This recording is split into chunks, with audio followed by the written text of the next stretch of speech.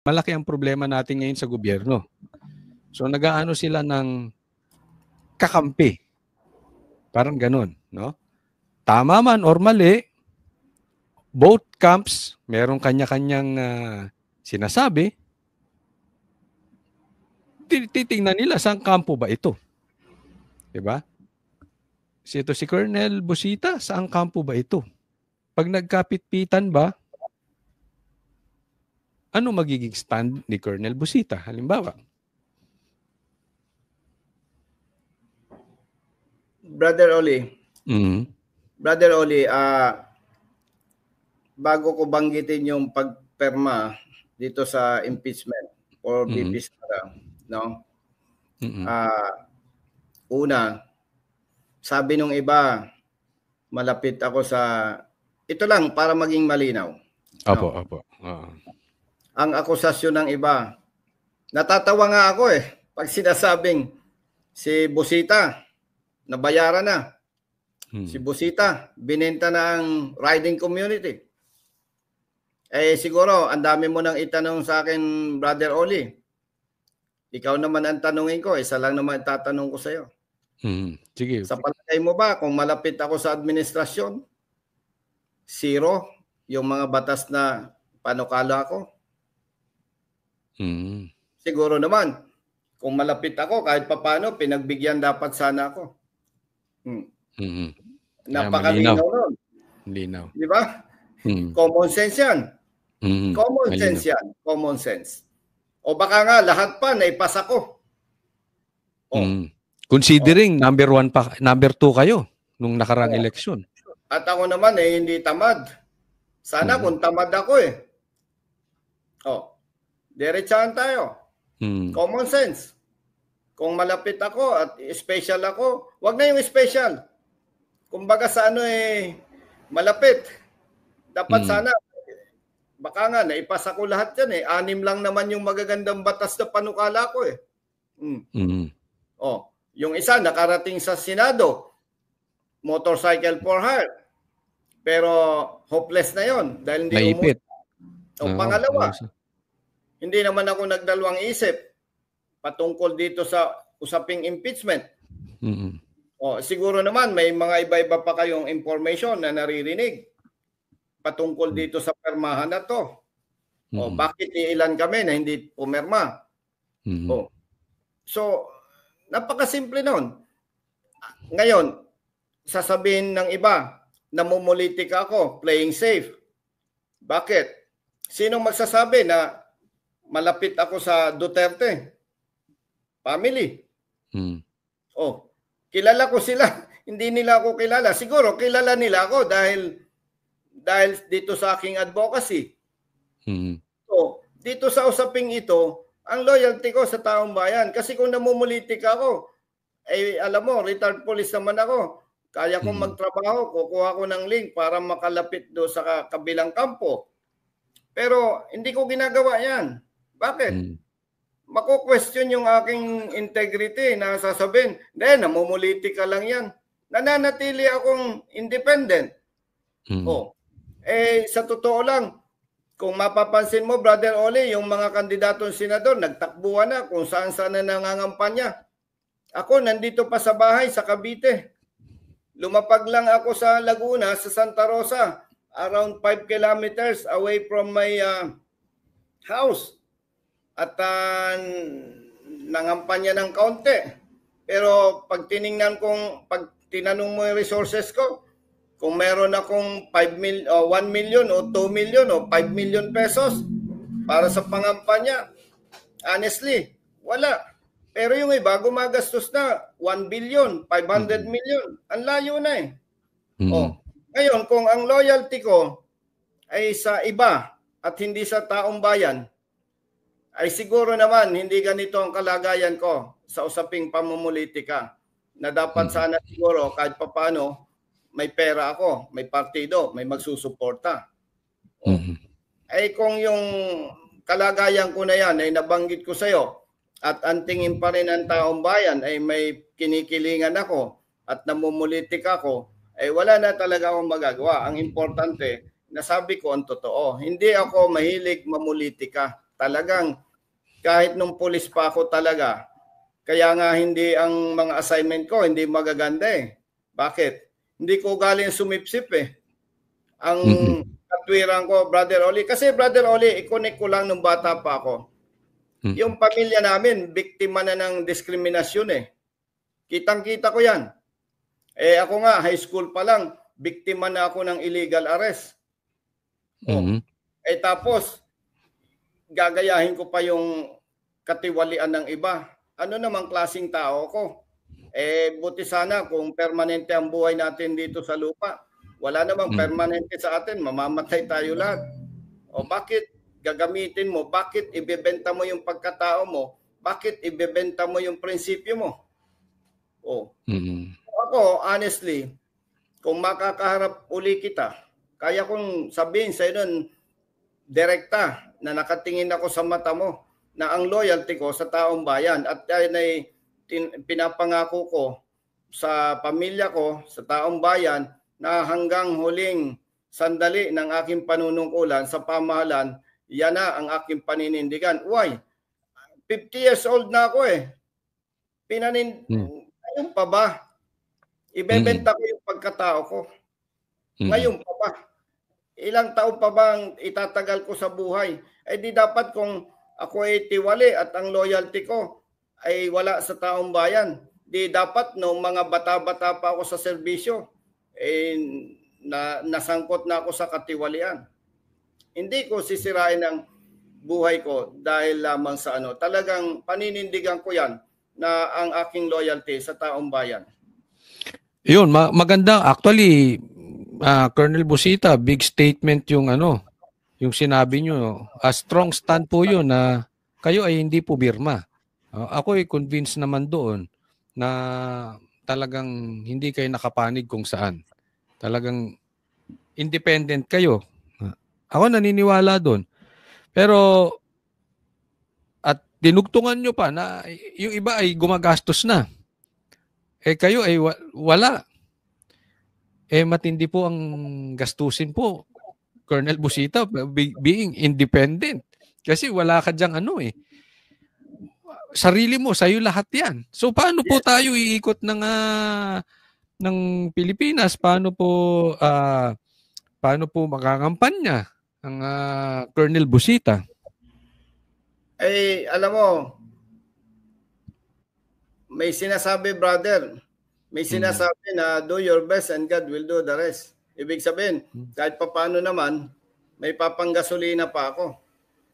Eh may mga kaibigan naman ako na mabubuti na nagsasabi na susuporta. Eh ang problema lang, hindi ko pa matanggap yung sinasabi nilang suporta. Hindi ko naman kayang manghingi talaga. Oo, kaya kung meron natutulong, salamat. Kung wala tayong magagawa. Eh mabuti nga, may Facebook, may YouTube. Kahit paano, kahit nandiyan ka lang sa tabi-tabi, nare-reach out mo yung Mindanao, Visayas. Pero hindi sapat yun. Talagang ang puhunan dito, Brother Oli, katulad mo, halimbawa, ikaw ay nagtitiwala sa akin na ako'y magiging mabuting senador at totoong ang loyalty ko ay sa taong bayan, yun man lang masabihan mo yung kapamilya mo, kapitbahay mo, malaking tulong na para sa akin yun. Ay kung marami kayo na katulad mo na nagtitiwala sa akin, yun lang ang pag-asa ko. Pero kung sasabihin mong ang aasahan natin, yung kapasidad ko na pangangampanya, Luzon, Visayas at Mindanao, eh talagang malabo talaga yan. Malabo talaga yan. Hopeless case yan. Kasi ang mga politiko ngayon talagang nasamahan pa ng ayuda, so talagang buhos ang pera ngayon, ngayong eleksyon. Alam natin, bubuhos ang pera ngayon. No? Totoo yan. Pero alam naman natin, nangyari din yan kay PRRD, walang pera eh. No? Compared sa kalaban before na talaga namang, pag talagang actually social media ang nagpanalo dun. Ako naniniwala dun. Social media nagpanalo dun. Yes. Pero punta ako to, patungkol dyan. Ang isa bang Colonel Busita, alam ko ay hindi wala ito sa batas. So hindi po ito usaping batas. Ito ay usaping tiwala ng taong bayan. Ang isang Colonel Busita ba ay willing magpa-drug test? Kasi yan ang nagiging issue ngayon, napakalaking issue ngayon ng may mga politikong nakaupo na gumagamit. Ay kung may time ka bukas Brother Oli, Opo. nabanggit mo din lang yan Ay kung bukas, ano bang araw bukas? Oo, Lunes. Miyerkules ba, Brother Jerwin? Oo. Miyerkules. Oo. Ay kung may time ka, di maghanda ka ng 2 drug test tawag dito. Chemist, anong tawag dito? Clinic o whatever, kahit anong drug test. Game ako dyan. No? Oo, para mabura na yung, baka mamaya merong nagsulsul din sa'yo. Nasabihin, hindi. Alam mo, hindi, nakikita natin yan. Ako, alam ko tumingin kung medyo may sabit yung tao. Ako, nakikita ko hindi po kayo gumagamit. Kaya lang, yung iba kasi, hindi talaga gumagamit, kaya lang allergic sa drug test kasi meron silang ayaw matabig na takot magpa-drug test. Halimbawa lang ako hindi gumagamit. Halimbawa lang to. Not even once gumamit. Pero ayoko magpa-drug test kasi baka mamaya tamaan yung kapatid ko na hindi makapag-drug test. Ganon. May mga ganon na yan ang nagiging issue ngayon na so ako walang duda sa inyo. Kita ko sa pagmumukha dahil mukhang bata, matikas, no? Pero yun nga, yung stand about doon sa hindi yung batas, kung hindi yung ethical na tiwala ng taong bayan doon sa drug test.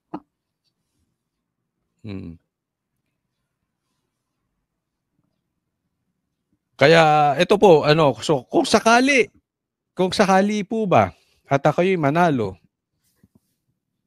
at may magsusulong ng batas na mandatory drug test. Kasi nga, pag panalo ka na, pwede na sa isang opisyal. Kaya lang walang batas na sumasakop doon. Kayo ba isasang-ayon na doon sa panukalang batas, may magpapasa. Halimbawa, isa sa mga kasamahan nyo na senador. Andoy, kayo nakaupo na. Susuportahan nyo po ba? Brother Oli, 100%. Hindi ako kokontra dyan. Kasi 100% hindi ako kokontra dyan. Dahil simplihan lang natin. Anong problema mo kung hindi ka gumagamit? Diba? Wala akong nakikita problema dun Ngayon, ang isa lang, bagamat ako'y 100% susuporta dyan, at yan naman hindi bola-bola o salita lang kasi mamomonitor naman ninyo. Ang problema lamang talaga sa experience ko, Brother Oli, kahit sa Kongreso, kahit tama ka, number game yan Yan na isang problema nakikita natin dyan. Pero kontento, yes. Sige, Colonel. Pero kontento ang taong bayan kasi, kahit na hindi nyo maipanalo, pero nakita nila sumaid ka ron. Halimbawa, sumaid ka dun sa hindi mo kinontras, gaya na sabi mo, titingnan nila yun na malaking utang na loob sa'yo. Kahit hindi mo maipanalo, ibig sabihin, ginawa mo yung side mo, yung parte mo. Yes, exactly. Exactly. Yes. Kaya nga nakakatuwa, Brother Oli, na yung mga hearing na isinasagawa ng Kongreso at ng Senado, naka-live video. Isang maganda yon. Actually, nung may mga hinarang tayong bills, no? Isa yung sa hinarang nating bill, yung mandatory vaccination program of DOH. Hinarang natin yan 3 ang congressman na nagpanukala niyan. Ang maganda talaga na may Facebook, may YouTube, no? Live streaming. Pag kumontra ko sa iyo, Brother Oli, at ako'y tama, maaring matatakot ka Kaya maganda. Kaya yung patungkol diyan, at kung may magpanukala o magsulong ng batas na yan, hindi ako magdadalawang isip. Yes ako diyan. Ayun, magandang music to our ears. Ika yung sinasabi na yan. Ngayon, puntahan naman natin itong nangyayari sa hearing. Okay, nabanggit natin kanina, binanggit ninyo na in aid of legislation. Dumadami na nga patungkol dito sa hearing. Kaya lang, marami rin nagsasabi na itong mga congressman na ito, wala nang ibang inaasikaso. Kung hindi hearing, and sabi nila, hindi, ginagawa namin ang aming ginagawa. Sabi naman ng iba, nag-grandstanding kayo. Sabi ng iba, ginagamit nyo as political harassment. Sabi ng iba, hindi, ito ang aming mandato na kami ay gumawa ng batas. So, at kung kayo naman ay papalarin ng isang Colonel Busita sa Senado, ano bang magiging stand natin patungkol dito sa hearing na to? Alam mo, Brother Oli, every time na may Brother Oli, alam mo, pag tiningnan mo, mandato ng Kongreso at ng Senado yan eh. Ang sa akin lamang, kung maluklok tayo sa Senado, sa tiwala ng taong bayan, yung nakikita nating mali, hindi natin gagawin. Ganon lang kasimple. At kung ano yung tinutukoy ko na nakikita ng taong bayan, matalino ang taong bayan. Hindi ko na kailangan ipaliwanag sa iyo kung ano yung nakikita ninyo. Basta ang masasabi ko lang, kung maluklok tayo sa Senado, yung mali na ginagawa ng iba, hindi natin gagawin. Yung number 1 kasi dyan, respeto. Brother Oli, kung ikaw ay resource person, dapat respetuhin ka eh. Hindi ka naman kriminal, no? Especially kung senior citizen ka o kung sino ka pa man, dapat nandun ang respeto. Hindi naman kailangang bastusin ka habang iniimbestigahan. Ang importante lang, may diskarte ka para malaman kung nagsisinungaling ba si Brother Oli o hindi. Ganun lang kasimple yun. Yung respeto talaga, napakahalaga yun eh. Napakahalaga yun. Hindi pwedeng mawala yun. Sangayon ako dyan sa inyo, Colonel Busita, no? At medyo offended nga ang taong bayan patungkol dyan dahil isipin mo isang general, sinisigaw-sigawan. Hindi naman convicted yun. Siyempre, kami, mataas ang tingin namin sa uniform men. Tapos bigla mong sisigawan na, di ba sana kung convicted na na talagang nakita natin may nagawang kasalanan, siguro deserve niya. Pero yung resource person, gaya ng sabi nyo, tapos mababastos ng ganun. Kaya tuloy yung ibang tao, kaysa pag naimbita, imbis na kusang loob pumunta, hindi naman kayo makikinig sa sasabihin namin. Gusto nyong marinig gusto nyong sabihin namin yung gusto nyong marinig. Kaya nga puntahan natin itong next question ko na ngayon naman ay ano naman ang stand nyo. Vloggers naman ngayon ang iniimbita. At tayo atay nasa listahan na pupunta ron. So, ano masasabi nyo doon? Alam mo, nakaka-relate ako dyan ha. Kasi ako mismo, biktima ako ng fake news eh. No? Ano yung fake news? Para maging malinaw sa ating mga kababayan. Nung in-interview ako ni Miss Bernadette Zambrano, ang pinag-usapan namin, nung junior officer pa ako, grabe ang korupsyon. At noong 2006, lumipat ako sa PNP HPG. So, ganun ang takbo ng usapan namin. Hindi ko pwedeng i-name drop si Miss Bernadette Zambrano kung nagsisinungaling ako at ginagamit ko pa siya. May naglabas ng fake news. Pinagkukumpara ko daw ang Duterte at Marcos administration. Hindi ko naman ginawa yan. Ano pa? Yung isinama ako ni Congresswoman Mila Magsaysay ng United Senior Citizens Party List. Dahil yung isinusulong niyang batas na 500 pesos para sa lahat ng senior citizen, 8 months na hindi pa gumugulong sa Senado. Isinama niya ako, sinuportahan ko siya. Anong ginawa nitong ewan ko kung anong klaseng tao ito. In-screenshot, yun daw ay rally para sa impeachment ni BP Sara. So, biktima ako ng fake news.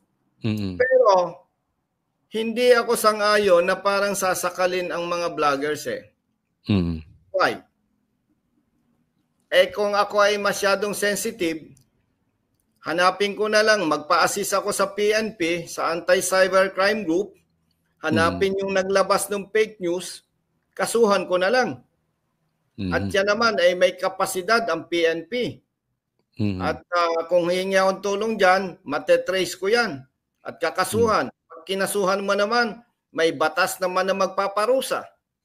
So, ganun lang yun eh. Kaya ako, nakikita ko, hindi big deal para sa akin yan eh. Hindi lang ako nagpapapekto dahil naniniwala ako, mas marami pa rin mabubuting tao at hindi paniwalain sa fake news. Depende na yan sa pagdadala. Pag sensitive ka, Brother Oli, talagang sasakit ang ulo mo. Pero para sa akin, mayroon naman legal action against dyan sa mga gumagawa ng fake news. Kasi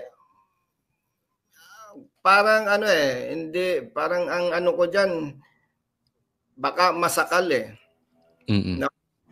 Halimbawa, Brother Oli, naglabas ka ng information against me at hindi mo naman kaya patunayan, kasuhan na lang kita.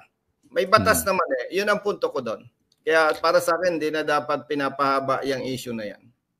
Napakaganda nung sinabi nyo yan, Colonel Busita, kasi sa panig namin, yan po ang sinasabi namin. Kasuhan nyo na lang kasi pag pinatawag nyo kami dyan, hindi rin naman kami makakasagot ng aming panig. And sino magdi-decide ng fake news? Kasi para sa inyo, ang fake news ay sa side namin ay pag pro Duterte. Pero pagka tungkol naman sa inyo, sa mga dyan sa pro speaker o pro BBM, hindi na yan ang sa amin eh. Kaya nga, exactly, ganda nung sinabi nyo, sa demanda, pwede kayo, may batas naman tayo dyan, papatunayan namin na hindi kami fake news, tapos papatunayan nyo na fake news kami, may gitna. Hindi yung sila, parang ando doon kasi sila yung judge, sila yung abogado, sila lahat eh. Wala kaming doon, parang sitting duck kami doon na parang inambus eh. Wala kaming magagawa roon, teritoryo nila yun eh. At hindi kami pwedeng sumagot. Kaya again, ang ganda, gusto ko yung narinig ko sa inyo dahil ay salamat.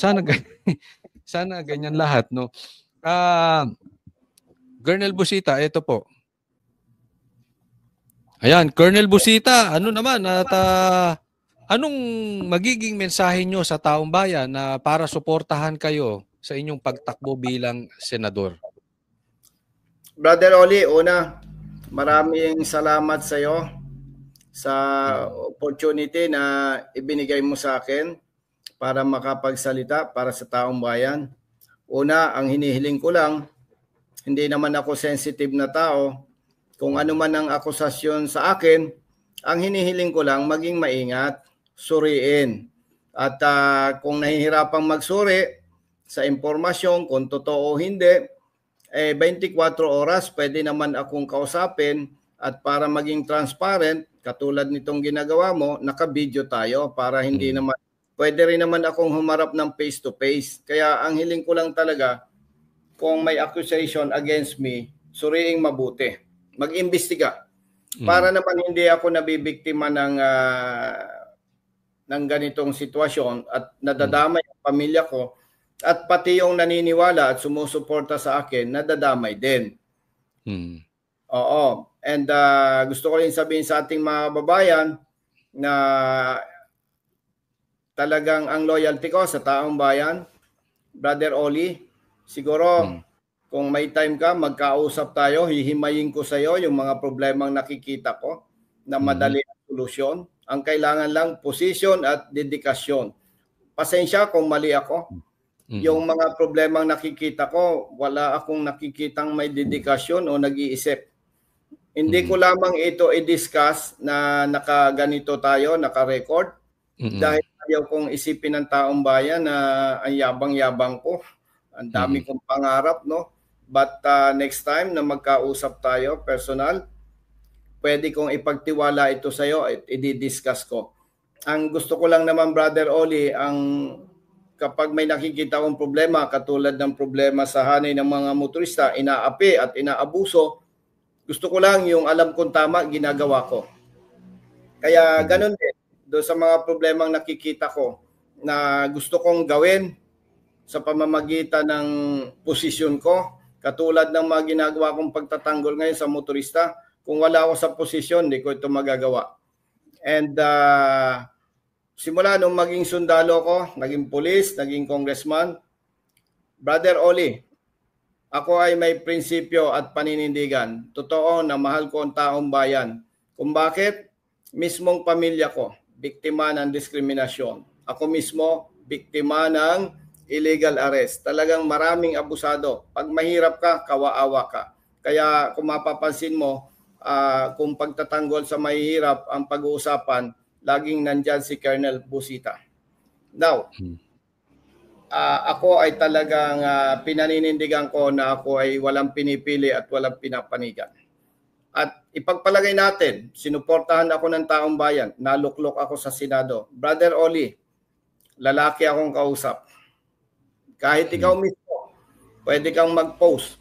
Pababain mo ko sa Senado pag hindi naging maganda ang performance ko. Gagawin ko yan. Hindi na kailangan rally. Sabihin mo lang, Colonel Busita, sabi mo, pag hindi kami nasatisfy sa performance mo, bababa ka sa Senado. Kahit ikaw mismo, Brother Oli, maniwala ka sa akin, susundin kita. Hindi ako politiko. Pilipino ako. Kasi pag sinabing politiko, pwedeng binobola lang kita. Kaya maraming salamat sa opportunity na nandito ka. At ito ay thankful ako na nagkausap tayo. Dahil kahit sa papanong pamamaraan, matalino naman ng taong bayan sa takbo ng ating usapan, masusuri na nila kung ikaw ba ay niloloko ko o binobola lamang kita. May talino ang bawat isa. Hindi naman ibig sabihin yung tao na walang pinag-aralan, hindi naman ibig sabihin BO at hindi marunong mag-isip. Kaya nga pagka may ganitong usapin, mas gusto ko naka-record para masusuri mo kung talagang pinapaikot lamang kita. At kung papaikutin naman kita, Brother Oli, pag next time siguro pag nag-usap tayo, magko-conflict na yung mga statement ko sa iyo eh. Ganun lang naman yan, parang investigation yan eh. So again, maraming salamat sa oras mo at sana magkaharap tayo para ma-discuss ko sa iyo confidentially yung mga plano ko. At kung nakita mo na talagang doable at nakita mo na talagang dapat bigyan ng attention, at least masabi mo sa iyong sarili na dapat talaga akong suportahan. Hindi lang, it's too early lang na i-discuss natin ito sa ganitong sitwasyon. Ang ganda nung sinabi nyo, Colonel Busita, dahil yan ang lagi kong tinatanong sa mga nai-interview ko. Kasi na-allergic din ang tao dyan sa nabudol-budol doon sa ibang sinasabi pagkaupo, ibang ginagawa. Pero ito ang ganda. Gusto ko yung sinabi mo na hindi na kailangan ng rally. Sabihin lang, bababa ako. Yes. Lalaki ako. Gagawin ko yan. Doon sa mga kababayan natin na may mga tanong, ilagay nyo lang dyan at hopefully, again, sana ay magkaroon pa ito ng kasunod, ito aming interview at yung mga tanong ninyo ay itatanong ko rin kay Colonel Busita. At numero, anong numero nyo po sa balota, Colonel Busita? Maraming salamat again, Brother Oli. Ang number ko sa balota ay number 12. At sinasabi ko, Colonel Busita, senador para sa masa, kakampi po ninyo sa Senado. Walang pambobola, walang kasinungalingan. Paninindigan ko po yan. Kakampi ako ng taong bayan, hindi kakampi ng iilan. Yun, number 12 si Colonel Busita. Ayan, sinabi niya, magkikita kami. Hope to see you soon. Hopefully this week magkikita tayo, Colonel Busita. At yung sinasabing mahihimayin kami. Ako nangangako din, ilalabas ko sa inyo kung ano man ang aking magiging mababalitaan doon sa aming pag-uusap. No? Pero ito naman ay pwede nating, sabi ko nga, naka-record naman. So makakasama rin natin ang taong bayan habang nakakausap natin. Yes. No? So maraming salamat, Colonel Busita. And hopefully, dahil rider kami, hopefully magkasama-sama tayo sa ride. Kaming banateros. So makasama ka namin sa ride. Malay mo, mag-ikot tayo. At pasyal-pasyal tayo. Maraming salamat, Brother Oli. Maraming salamat. Thank you po, Colonel Busita. Ayan po si Colonel Busita and tingnan natin, himayin natin at para sa akin napakagandang usapin ito at ako'y naniniwala sa mga bagong politiko. Ako really suggest na bago. Kasi kung yung dati naman ay walang nagawa, bakit pa natin iboboto? Di ba? Ako isusugal na doon sa bago na alam kong merong track record on their personal life na maganda kaysa doon sa luma na ang tagal-tagal nang nakaupo, wala namang nagawa. So maraming salamat again, Colonel Busita. Para sa Diyos at Pilipinas nating mahal. God bless everyone sa ating mga kababayan.